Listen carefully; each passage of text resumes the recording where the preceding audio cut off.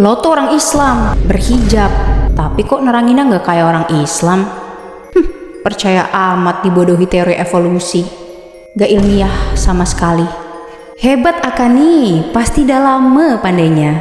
Aka seketurunan kerak ke.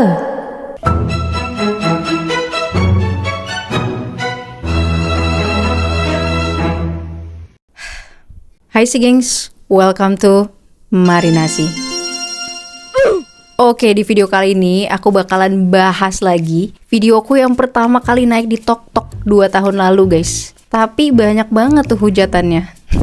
Pertama kalinya viral, isinya hujatan. Waduh, karena pas itu kita emang ngebahas tentang paus yang berevolusi dari hewan darat.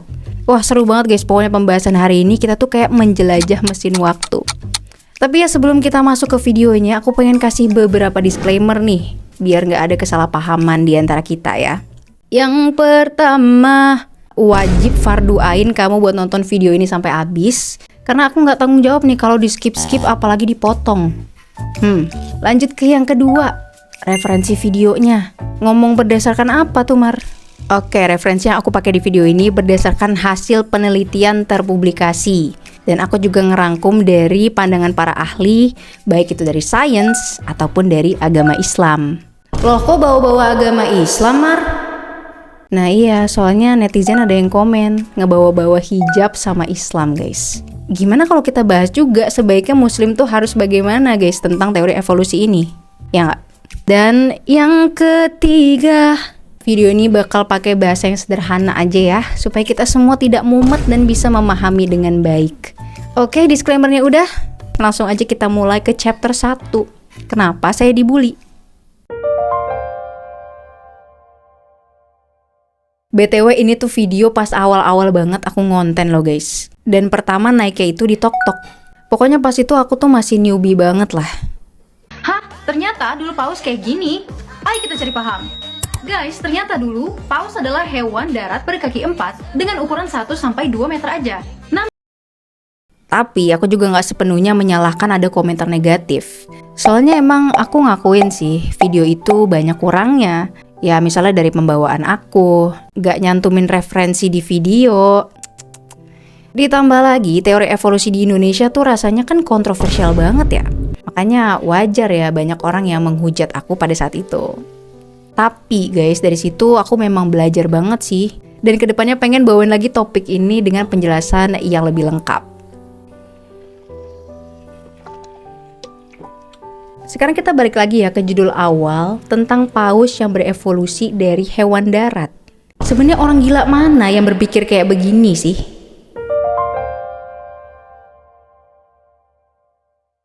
Nah, sebelum kita masuk ke evolusi paus, ada baiknya kita tahu dulu kan ya, evolusi ini apaan Mar?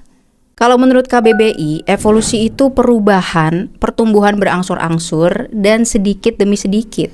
Evolusi ini sebagai bentuk adaptasi makhluk hidup terhadap lingkungannya yang bisa mengubah gen, sifat, atau bahkan yang lebih ekstrim mengubah spesies guys. Dan ternyata evolusi ini tuh diturunkan dari generasi satu ke generasi berikutnya. Duh, alarm aku bunyi lagi. Berisik. Nah kan udah tahu evolusi tuh. Sekarang kita masuk nih ke evolusinya paus. Atas dasar apa sih ada dugaan kalau paus itu berasal dari hewan darat? Nah sebenarnya dugaan ini muncul karena fakta-fakta yang bisa terindra guys, dan kita semua banyak yang udah tahu gitu. Yang pertama misalnya, paus itu kan mamalia ya. Napasnya pakai paru-paru, menghirup udara kayak hewan-hewan di darat. Udah gitu paus juga menyusui anaknya. Dan siapa nih yang baru tahu? Walaupun paus itu punya sirip guys, tapi ternyata tulang siripnya itu ada 5 jari loh. Wow. Dan yang keempat, beberapa spesies itu punya rambut di tubuhnya. Misalnya di paus bungkuk. Nah, punya rambut itu adalah salah satu ciri dari mamalia. Lanjut ke yang kelima, ini gila sih guys. Paus itu kan dari luar nggak punya kaki belakang ya. Tapi siapa sangka kalau embrionya paus ternyata punya tungkai belakang. Tapi pas sudah lahir ini hilang. Wow. Makanya atas dasar itulah guys, peneliti tuh menduga kayaknya paus tuh asalnya dari hewan darat deh. terus nenek moyangnya paus sejenis apaan Mar?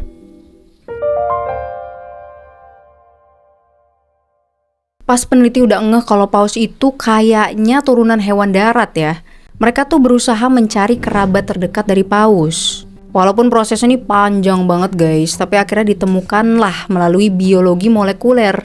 Siapa kerabat terdekatnya paus? Yaitu salah satu artiodaktil, yaitu kuda Nil. Nah, kaget nggak tuh? Peneliti menyimpulkan hal ini atas dasar kesamaan DNA yang cuma ada di kuda Nil sama paus guys. Jadi kalau kakak ini bilang nggak ilmiah sama sekali, wah padahal teori ini tuh nggak ngasal guys. Mereka bener-bener meneliti loh. Peneliti menduga kalau kuda Nil sama paus itu punya nenek moyang yang sama. Cuma singkat ceritanya nenek moyang kuda Nil itu tetap ada di darat guys. Sementara nenek moyangnya paus, mereka itu berpindah ke laut karena kekurangan makanan dan adaptasi lingkungan lain.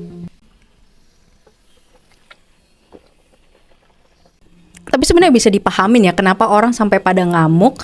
Soalnya tiap yang dijelasin di animasi ataupun di orang-orang yang videonya pendek, termasuk saya waktu itu ya. Cepet banget gitu perubahannya dari hewan berkaki 4 tiba-tiba jadi paus. Gimana orang gak ngamuk coba? Cuma yang emang mesti dilurusin ya guys, ini proses tuh gak instan, melainkan butuh jutaan tahun untuk proses perubahannya. Jadi bukan kayak kakak ini nih yang bilang manusia berenang di laut auto jadi mermaid. Mohon maaf, ini bukan film ya, kayak beda. Nah sekarang coba ya kita lihat bareng-bareng gambaran teori perubahan paus dari masa ke masa.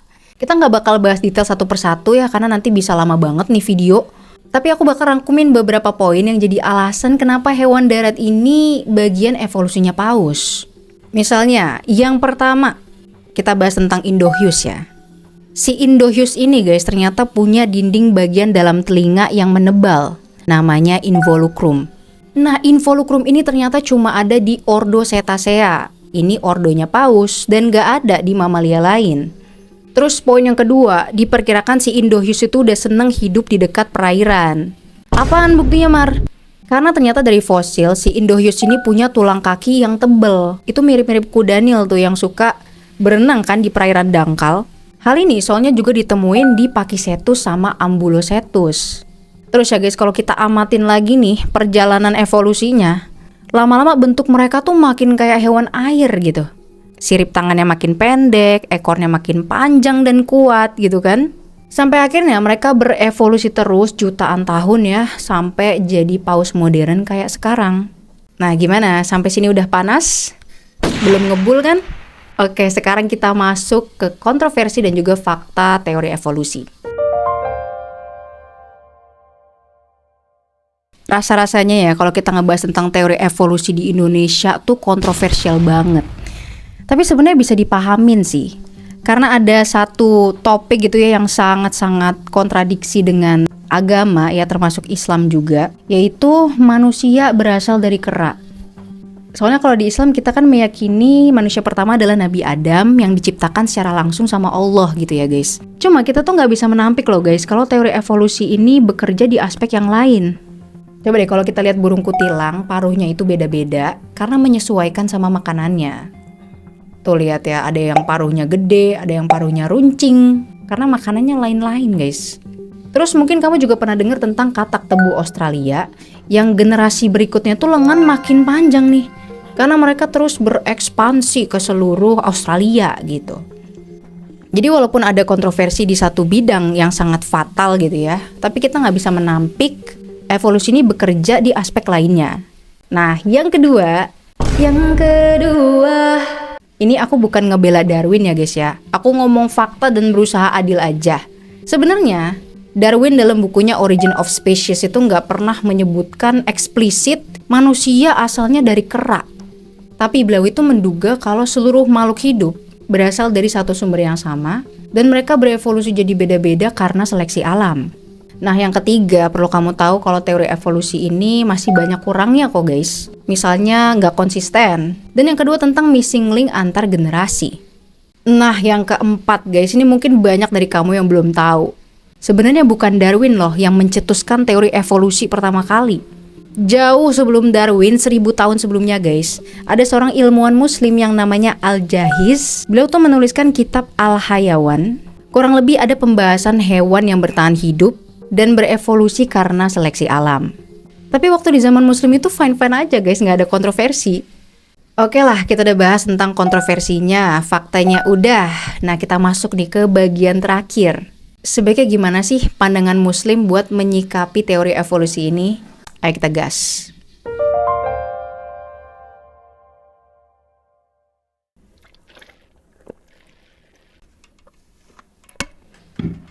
Well, terkait yang ini aku udah ngerangkumin dari berbagai sumber dan kamu bisa cek aja di description box. Nah, sebenarnya simple loh guys. Kita sebagai muslim ini kan berpegang teguh pada Quran tanpa ada keraguan di dalamnya. Harusnya sih ya nggak ada kontradiksi antara Quran sama sains, karena Quran sendiri ditulis langsung sama Tuhannya alam semesta, dan sains itu buat ngungkap alam semesta. Tapi posisinya Al-Quran ini mutlak benar, sementara sains itu nggak mutlak benar. Kok bisa gitu, Mar? Soalnya sumber barat sendiri mengungkap guys, there is no absolute truth in science. Apalagi nih jatuhnya masih teori evolusi. Mungkin banget 50 tahun dari sekarang atau 100 tahun dari sekarang ada teori yang lebih valid buat ngegantiin teori evolusi. Jadi sebaiknya kita sebagai muslim itu nggak perlu marah-marah apalagi ribut sama orang yang beda pandangan. Cukup posisikan aja kalau sains ini belum sampai tahap final buat mengungkap awal penciptaan manusia. Nah, terakhir sebagai penutup ya, kesimpulan gimana pandangan dari aku sendiri. Well, kalau aku sendiri sebagai muslimah ya guys, yang berpegang sama Al-Quran, gak meyakini bahwa manusia itu berasal dari kera, ya. Karena ada sumber barat juga nih yang menyebutkan kalau otak manusia itu terlalu keren guys, buat mengalami evolusi dari kera. Tapi ya, kalau bagian hewan berevolusi karena mereka pengen adaptasi dengan lingkungannya, menurut aku itu masuk akal aja sih. Soalnya banyak bukti yang bisa kita lihat sampai detik ini. Sekalipun kita percaya kalau hewan itu berevolusi gitu ya, itu nggak bertentangan dengan akidah, kecuali bagian manusia dari kera. Nah, kalau tanggapan kamu gimana guys? Coba tulisin di komen.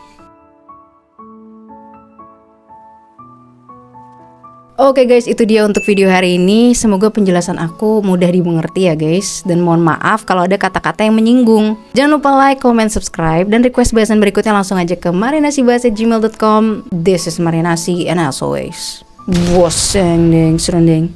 Bye bye.